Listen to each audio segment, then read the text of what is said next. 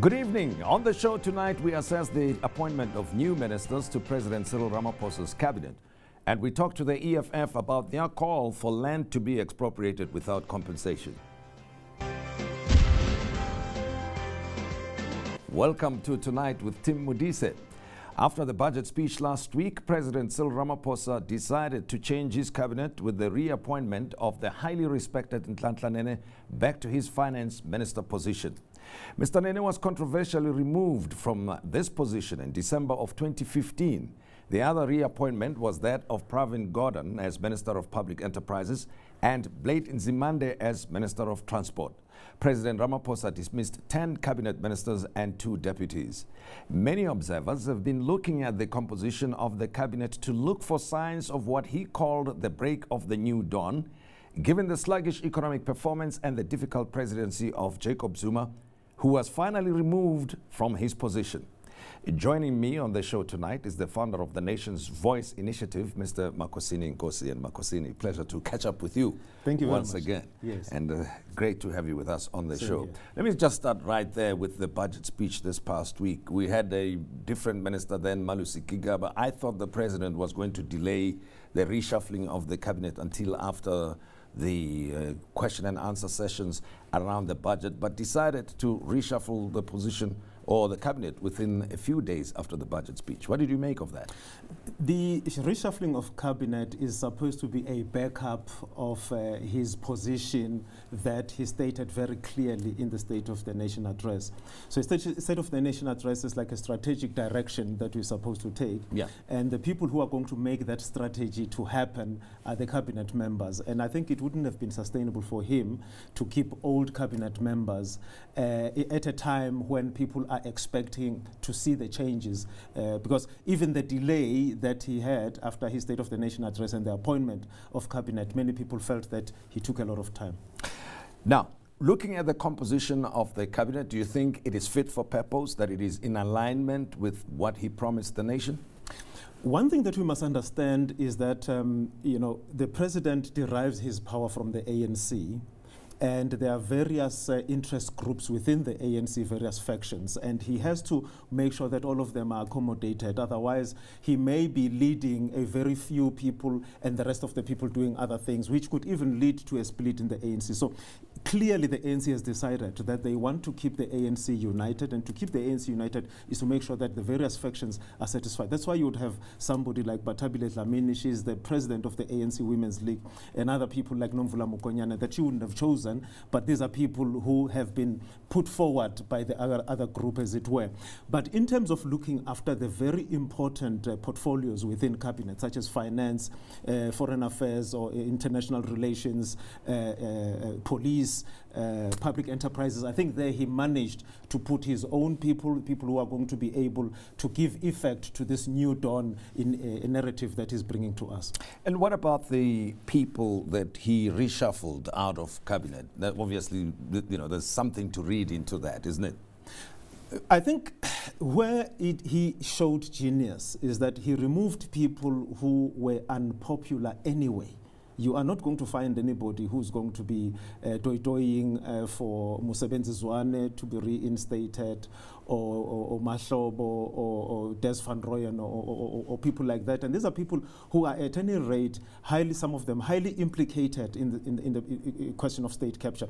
Now, you are going to have a commission of inquiry where all this dirty laundry is going to be aired in public. And you don't want to be having people who are members of cabinet going through such a process. There are people who may be implicated. I know Malusi Kigaba is one person who may very well be implicated. But I think it is a position of let's cross that bridge when we get to it. But a person like Malusi Kigaba, he is a capable minister, very effective, if he's doing the right things. So I think in that sense, he was able to assure the public that on the key areas of his cabinet, he's got the right people. There are people, of course, which are in that cabinet that many people. But there are a couple of ministers who are regarded as controversial. You refer to the Minister Bathabile Dlamini, for instance. I spoke with the Themba Godi recently, who reckons that Minister Nomvula Mokonyane should not be in cabinet at all, given what transpired at the Water Affairs and Sanitation Department. What is your view of that? We must be fair to the president. You see, our system of elections, it gives power to parties and not necessarily to the people on the ground. We don't have a constituency system. We have a party system. So we go out every 5 years, we vote, and the party has to decide which people it feels where. Now, if you look at the power that he got out of the conference last year, it was not really definitive for him. I mean, he won by a very narrow margin. So what you are having there is actually two factions being forced into a very uncomfortable and inconvenient cohabitation agreement, and he has to make do with this very bad card of hand of cards that he's been dealt. So I think that, you know, it's not going to please everybody by the mere definition that, you know, you're putting two factions into one collective. But here's the point about President Cyril Ramaphosa. When he took over and he gave the State of the Nation address, a lot of people got excited and said, good times are back again, and that South Africa is going to be set on the right path. And obviously investing a lot of emotion and expectation in one person. But the dynamics that you explain, you know, sort of tamper with that, make us feel like it's not really going to happen the way we think it will, isn't it? South Africans are also very impatient. You know, Obrima Chirku once said, the rand, when there's a bit of good news, the rand goes up. When there's a bit of bad news, the rand goes down. That's how we are, in fact, our own sentiments as the country. That whenever we see something good, we become very excited and very exuberant. And just at the slightest introduction of bad news, we deflate. I think what is important for me is that the most powerful position in the country is that of the president of the ANC. So when you had a president like Nelson Mandela, you could see his agenda being carried out, even by people who disagreed with him. It was the same thing with Thabo Mbeki, his Africa agenda. He pushed it, and even people who disagreed with him followed him. It was the same thing with President Jacob Zuma, where we had state capture, and other members of the NEC and cabinet were completely powerless. They didn't know how to deal with it. Or others even went out to defend it. Exactly, yes. Now, where you have now the head of the ANC, the most powerful position, being somebody who has a certain vision that resonates with the people of South Africa, we must expect that that agenda will see the day, even though he surrounds himself, or he's surrounded through no choice of his own, he's surrounded by people who are not necessarily of the same direction. Let's look at the medium term, short to medium term, as issues that he must deal with. We know of the inquiries that are taking place in the cabinet that are bringing out so much dirt from the system itself. And the fact that money must be found somewhere, and the unpopular decision on the increase of VAT, for instance, and then the the Commission of Inquiry into state capture itself, the investigations that are taking place currently, particularly against senior members of the government. When I look at all of these things, I think they're going to complicate matters for President Cyril Ramaphosa, at least for this year. What do you think? And I'm asking this question based on the fact that within a short period of time, we will be in election campaigning mode proper, that everybody will be, so it will be this controversial, murky things going on around him and with some of his colleagues. At the same time, opposition parties campaigning against the ANC. You know, this is why he is president. I mean, if you are a president, for every one problem you have, the president has 101 problems. So he has to navigate all these very difficult situations that he's going to find himself in. But I think what he should be very careful of, in my view, is the law enforcement agencies, especially the Hawks. Because if you look, we are back to where we were actually 20 years ago. If you think about it strictly, we had a president who was a former president and became president, Thabo Mbeki. Who did he have as his deputy? It was a man who came from a province, was a chairperson in a province. And once he became deputy president, a lot of his skeletons started coming up in KZN. So I think we may have a situation like that where Didi Mabuza, Ismachashule, and others, they are in his leadership collective, but where they come from in the provinces, things will start coming up.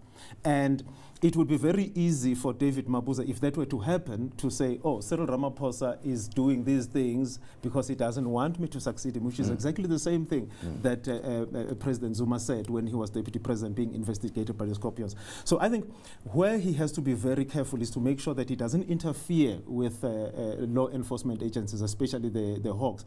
That's why I think it was very unfortunate what happened when President Zuma was expected to resign, that the Hawks went and raided the homes and offices of his friends, the Guptas, in relation to something that happened in Free State where Ace Magashule is involved. And many people now, with the raiding of the house of Jacques Paul, people think that this is being directed by the president. The president does not command the Hawks. And I think those are the things that he should be very careful of, because those are the things that can actually shake the unity, this very, very, very shaky unity in the ANC right now. Well, one controversial and confusing matter, and this is my final question, I'm going to talk to the economic freedom fighters in a short while, is that of ANC voting with the EFF on the motion of land expropriation without compensation. Only this past year, the ANC voted against that, and I've had people say, well, they've got now instructions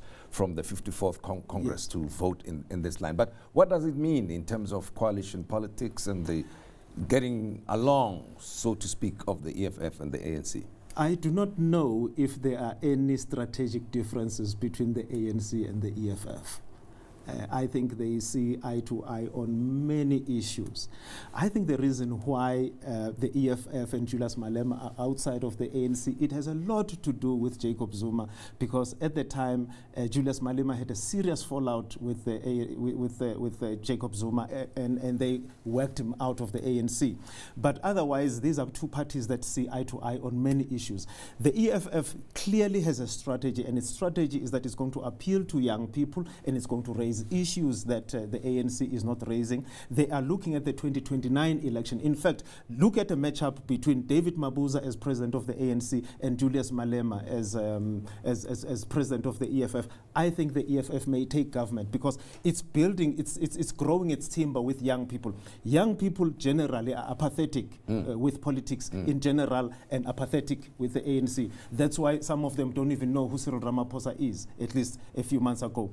So I think the EFF has a strategy, and they are going to use land, which is a very sensitive issue for black people, and with the vote of young people, they may take power in after one election cycle or two. All right, so it's a 10-year view that you think they've taken. Absolutely. Makhosini Nkosi, a pleasure to talk to you. Thank you very much. And to have you on the show. Yes. And that's Makhosini Nkosi, who is the founder of Nation's Voice Initiative, unpacking the reshuffled cabinet and the strategies of President Cyril Ramaphosa.